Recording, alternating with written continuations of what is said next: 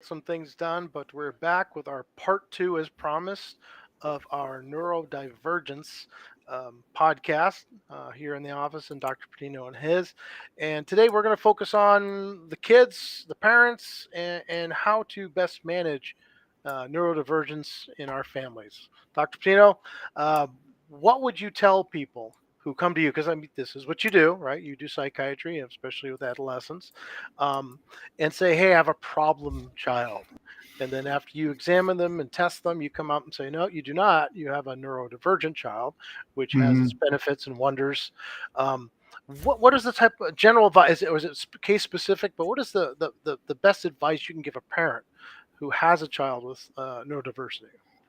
Well, there's a multitude of factors, because especially when you get into psychiatry, the kid with neurodivergent features comes to us not because of the neurodivergent issues. They come to us because of how they react to the world, right? And what usually happens, especially when I have kids in the hospital, or I have kids, adolescents who are neurodivergent, who have not been recognized for a long time.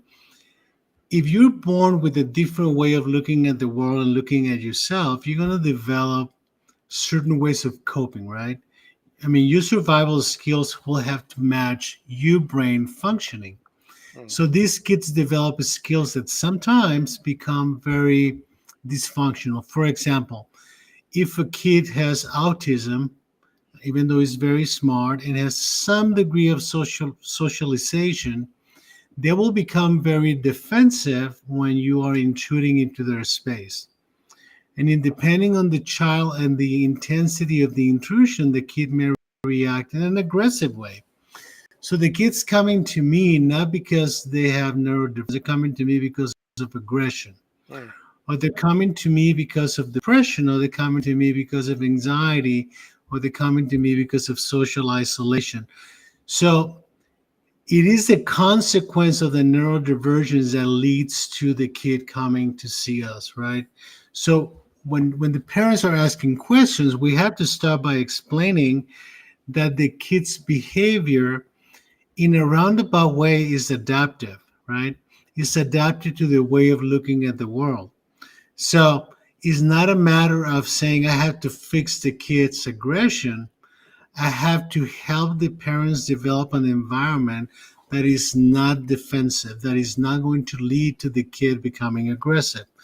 So it requires a whole understanding of the dynamics and how the kids are perceiving the world different, whether it's autism, whether it's ADHD, whether it's dyslexia. These kids, if they're constantly being told that they're different and that they're wrong and they're defective, then they're going to become more defensive. So, for example, kids that have attention deficit disorder tend to be very oppositional and defiant, right? And they don't develop oppositional defiance necessarily because they're bad kids. They develop it as a way of coping with not having good attention and with Mm. having hyperactivity. So we have to recognize that early in life so we can accommodate for the different way that they deal with the world. So, is there a way for parents to identify this early enough so that we don't have to wait for these consequences to bring them into your office? And what would those things that they need to look out for? What would that be?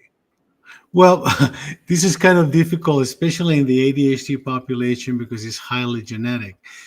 Because what I'm going to say is that parents have to pay attention, Mhm. but then the parents have to be able to pay attention, right? So if we have a parent who's not paying attention because the parent has attention deficit disorder, he's not going to pay attention to recognizing that the child also has it. Interestingly enough, we end up diagnosing a lot of adults with attention deficit disorder after we see their kids, Mm. right? So you see, raising kids is not about uh, being a great parent, or recognizing that you're the non plus ultra parent because you had good parents. No, it's about learning together with the child from the time the child is born. But that requires that you have the ability to recognize differences, right? And unfortunately, we don't train people. And actually, pediatricians try to do a good job on educating parents on what things to look for, And this is nothing new. For many years, we've been talking about developmental steps, right? And we have an idea of what the average developmental stages are. So if you want to know if your child has neurodivergent issues, the first thing to look for is at what age did the kid start walking? Was the walking normal? At what age did the kid started reacting emotionally to you? Do the kid becomes aloof to you? Is the kid having difficulty connecting with other people? Are socialization issues problematic? So the first 5 years of life are tremendously important. But again, that implies and requires that the parents are equipped with an average neurological development, right? So if not, things are going to get delayed. So you start with the first 5 years from the time the child is born to the first 5 years. And then when they start going to school, you have to listen to the teachers, right? The teachers may recognize certain patterns, whether it's in behavior or learning ability to pay attention, hyperactivity and restlessness, reactiveness to their environment. And unfortunately, in the last 10 years, we've seen a significant change on the attitude of parents toward teachers in the sense that the teacher becomes an employee of the parent, and the parents want the teachers to do what the parents say, when that's not the job of the teacher. The job of the teacher is to observe and educate and provide information and then relate it to the parents. Unfortunately, in the last 10, 15 years, I would say, I've seen this change into any comment made by the teacher is a challenge for us in our parenting style. And it's basically a criticism of what we've done. And we need to go back to the idea that raising kids, number one, is the responsibility of the parents, but then it becomes a team effort, right? And each one of the members of the team have different functions, but we have to continue working together, right? So parenting is not a task; it's a life process, right? So we cannot measure it in terms of am I doing the right thing or the wrong thing. Is how am I giving the child the available tools based on their neurological capabilities so they can grow up to be individuals or functional. I've experienced that firsthand as a former educator. Being in parent-teacher conferences where you point things out, and some of the parents take it or become very defensive about it instead of taking it in as data and adjusting to that. Uh, Other than that, so you're looking at the 1 through 5. We're looking at the basic developmental aspects of the child, giving parents the recommendation to truly get their ego out of it and listen to parents, listen to teachers, listen to coaches. Um, but how do you get the parents to do some introspection to say, "Hey, am I capable of this?" Is that a big barrier, or is it something that's more manageable? Because it sounds It like it could be depends. pretty giant. Well, you see, we all have to be, and I deal with this in the hospital every day, we all have to be focused on purpose, right? So, what is the purpose of all of this? And you have to explain to the parents, and you have to make them your partners, right? Or you become their partner on understanding that we're going to engage in a process that has purpose. And the purpose has nothing to do with me as a psychiatrist, it has nothing to do with them as adults. The only purpose is to facilitate the growth of that child as healthy as possible and as adaptive as possible, right? So you have to start from the basics, right? Uh, Having children and educating children and raising kids is not about medals, is not about trophies, it's not about somebody giving you a big star in your head saying you're the best parent I've ever met. because it doesn't matter if you don't get the outcome, you know, that we want, which is the purpose of the whole process. Unfortunately, we end up having children for all the wrong reasons, right? Mm. You know, I want to be as good as a parent as my parents. I want my kid to be like as successful as I am. You know, I want my daughter to be as pretty as her mom. No, none of that matters. I mean, yes, it is. It makes us feel good to have good kids, but that's not the purpose. The purpose is adaptability and functionality, right?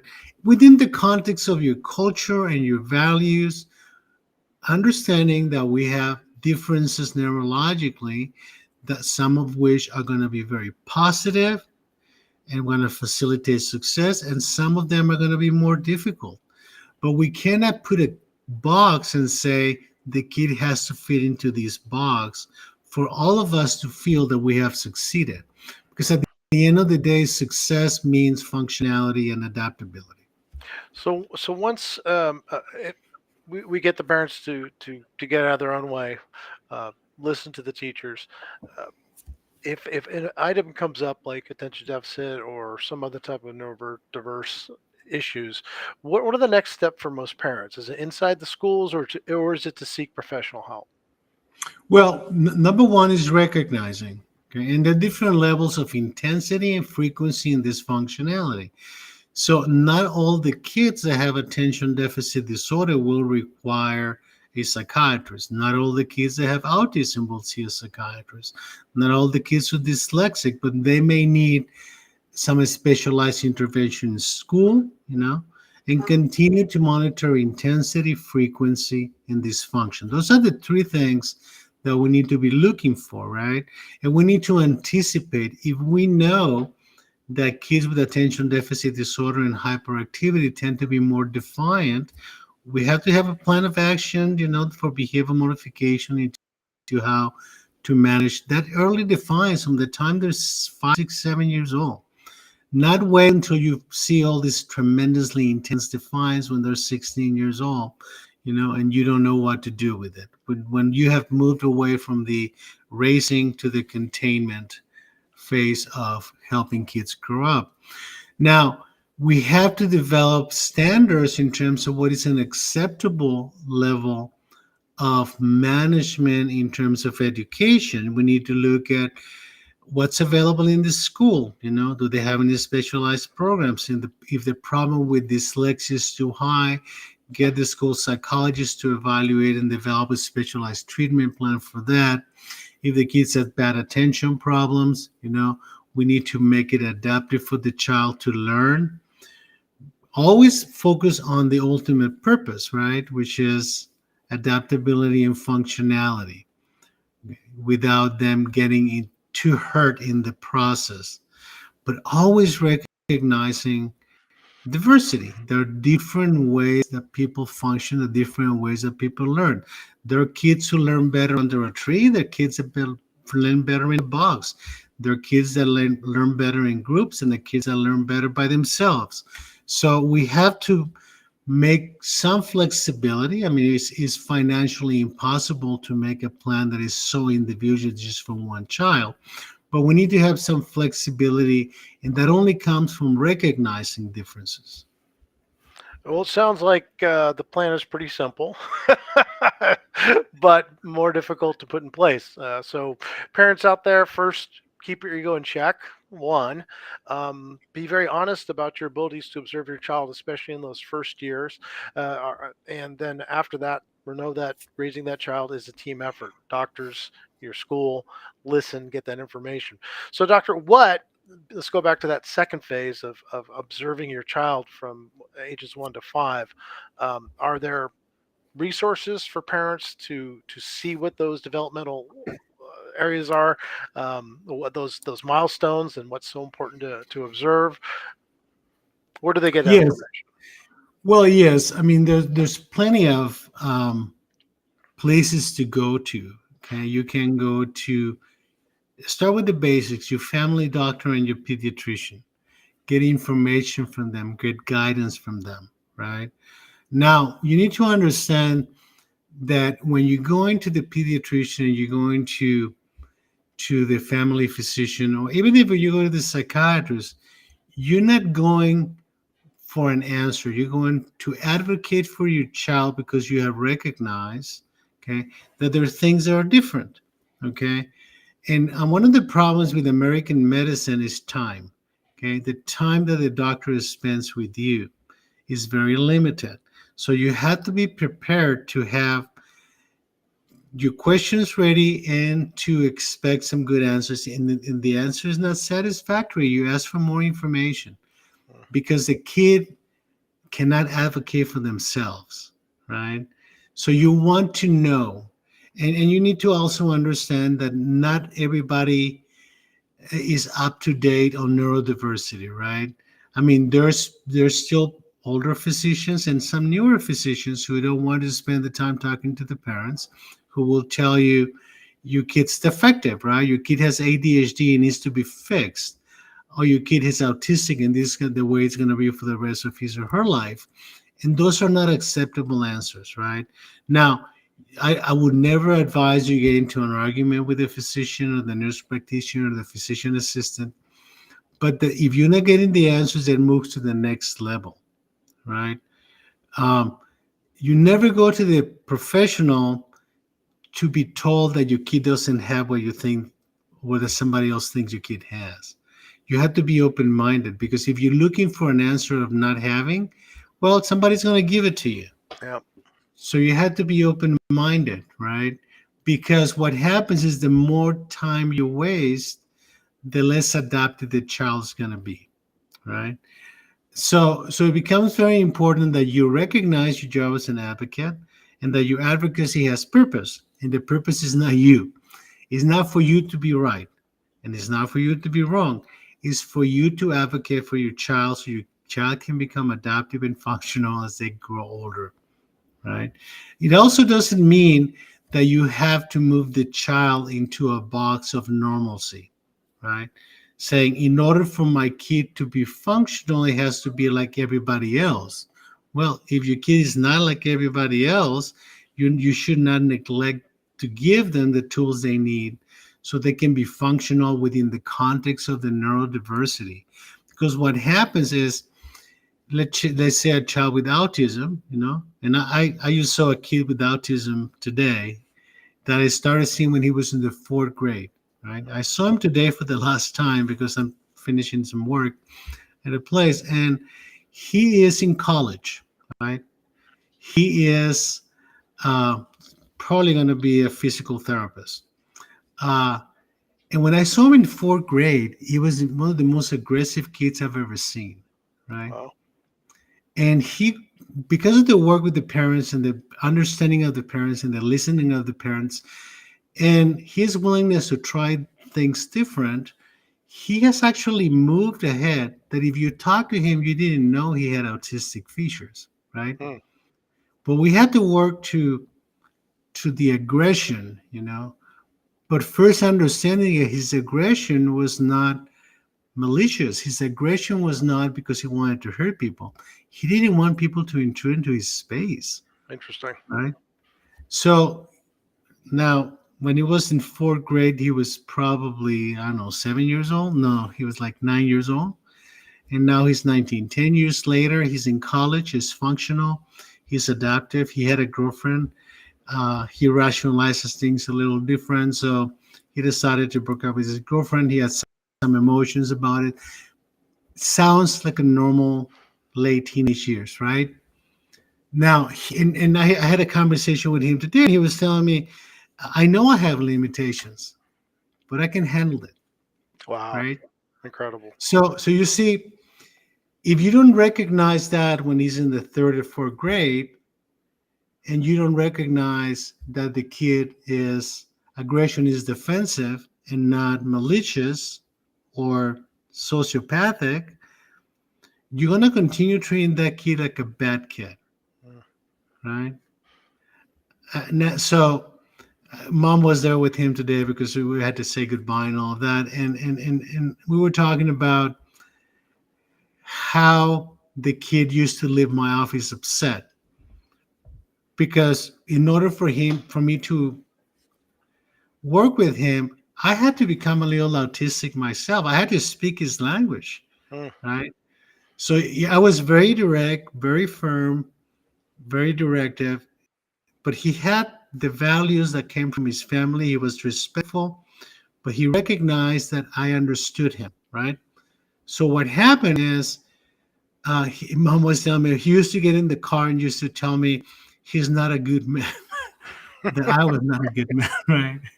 Because I would set boundaries with him. But here we are, you know? And that doesn't mean that all of my cases are like that, but that particular case is a good example of the interaction with the child and the family being willing to not search for perfection, right? But to move along with the guidance and the work. I mean, it's easy for me to say it because I didn't have to do the work. They had to, yeah. right? I mean, I've always said my job is so easy because all I have to do is provide patients with options, but they have to exercise them. And in this particular case, they did, and the outcome was very positive. Sounds like an amazing success story. And for those of you who are interested in hearing more about things of this nature, you see on the little thing on the bottom there, subscribe to Dr. Patino's blog. Just was fortunate enough to read an article that you just wrote about that and how 3 decades of working with kids and your desire to see them change. What a wonderful story.